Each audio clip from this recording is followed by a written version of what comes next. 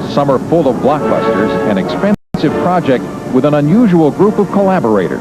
So we got boom, boom, boom. Let's add our splash. Danny Elfman, a star with an 8-man rock group called Oingo Boingo, composed a score for a 110-member symphony orchestra. Another rock artist, Prince, wrote songs for some of the scenes. I wouldn't want to do it just to do it, but if it... And Tim Burton, only 29 years old when he was hired to direct the feature, came with a... Listen, it's Batman and Robin. Take over. Over the years, there was the low-budget Batman from the 1940s Hollywood serials, who had to change in the back seat of a Batmobile that looked like it came off the lot at below sticker price. But when the generation that cheered these Saturday serials grew up and had its own kids, they would find a new interpretation of their hero just down the road. What about Paul?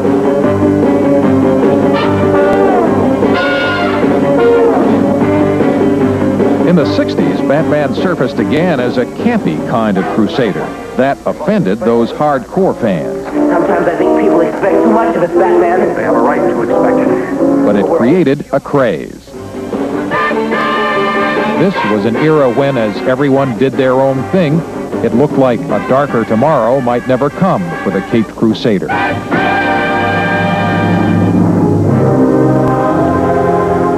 But in his new incarnation for the 80s generation, Batman is a complex hero of graphic novels, reflecting an era when crime has grown to create new levels of fear and frustration, and everyone seems to bend the rules, and Batman has had about as much as he can take.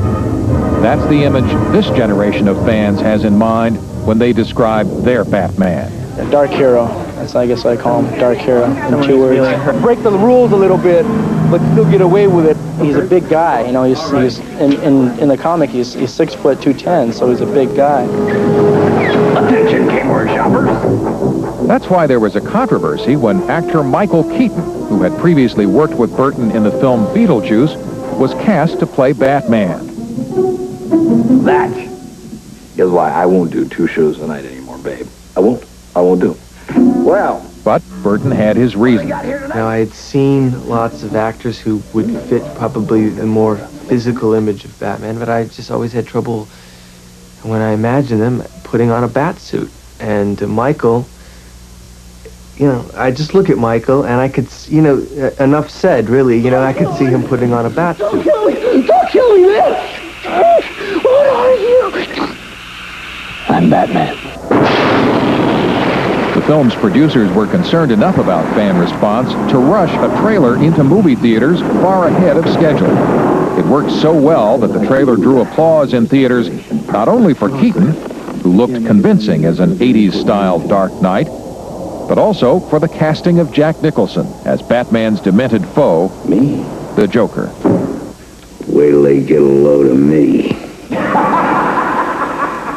In addition, an expert whose interpretations couldn't be disputed was hired as a consultant to the film.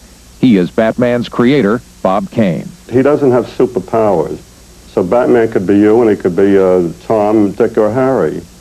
And I think therein lies the secret to the Crusader that probably in most of us, we all feel like fighting back, but we don't either have the inclination or the opportunity or the desire to. So Batman fights our battles for us.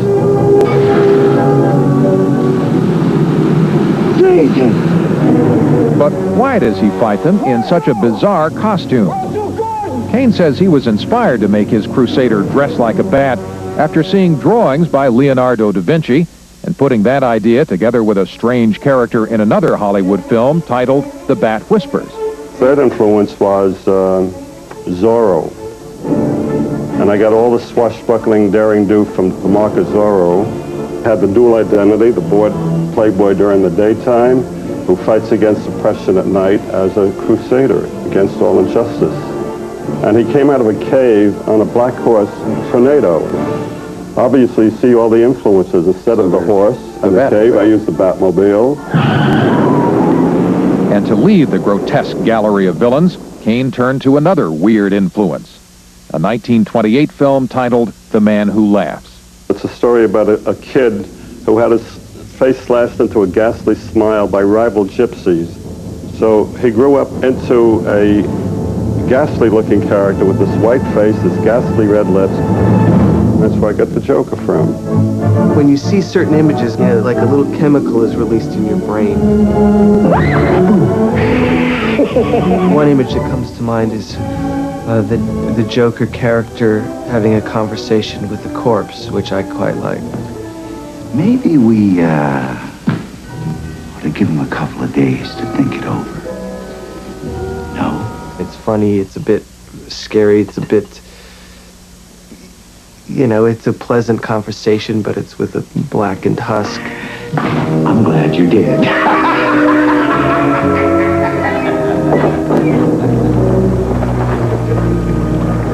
In fact, much of the picture was designed around images and settings that in themselves became characters in the film. Burton wanted Gotham City to look as if hell had erupted from the sidewalks. And so here, on a carefully guarded lot at Pinewood Studios outside of London, was built a monumental essay in ugliness. The Gotham City set cost $2 million to build, and it's the size of a small amusement park, larger even than the Main Street area of Disneyland. But that's where the comparison stops. This view of an urban disaster area was cooked up for Burton by a graduate of London's Royal Academy of Art, Anton Furst, who created an architect's nightmare. That was the intention, to maintain this completely bleak, miserable town and starve as a background. So we were gone to sort of grey stone, brownstone, concrete. That was very much the finishes we were going for. And you can see... We tried to imagine going back in New York 100 years and imagining how it might have developed had there been no city planning, had there been no authorities to... To heighten the nightmarish effect that Burton wanted, many of the buildings are based on real designs that don't mix. This boilerplate look by Japanese architect Shin Takamatsu wound up fronting Gotham City's museum. A cathedral by Spain's Antonio Gaudí was transplanted to a location off Gotham Square, and the works of American architect Louis Sullivan were mixed in along the avenues, dwarfed by massive steel footings.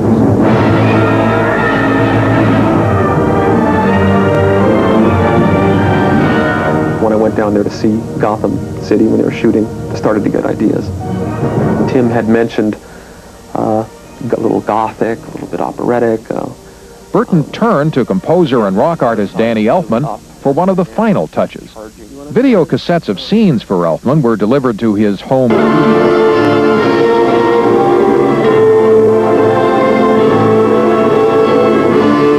The passenger is Vicki Vale, played by Kim Basinger. Vicki's wondering, who is this guy? She doesn't know. She's always trying to look at his face.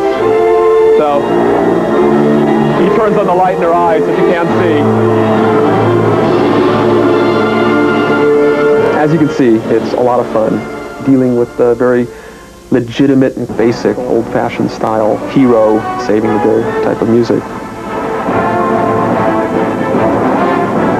It's fun working in a theme that doesn't really have an era to it. This could have been from 1942 or something like that just as easily. Riding on all of this is a total investment, including the film budget and promotion and marketing costs, estimated at well over $40 million. A risk for Warner Brothers, the studio backing the film, a showcase for Burton, the former animator who is now being named by some critics as one of the young successors to the Steven Spielberg, George Lucas era. That's something he'd rather not think about. It always makes me a bit uncomfortable because, the movie's not done yet. On his 50th anniversary, is in for a long ride this summer. More than 300 officially licensed products are already flooding the market. And there is one clear winner. The man who started it all when he was only 18 years old and who's been brought back in style for the party. I've been getting calls every 20 minutes, and you're in all the magazines and all the news media. In fact, when I was riding down in Westwood the other day, and I saw this huge bat signal up on one of the billboards. So Batman has become an American icon. I'm enjoying it, absolutely.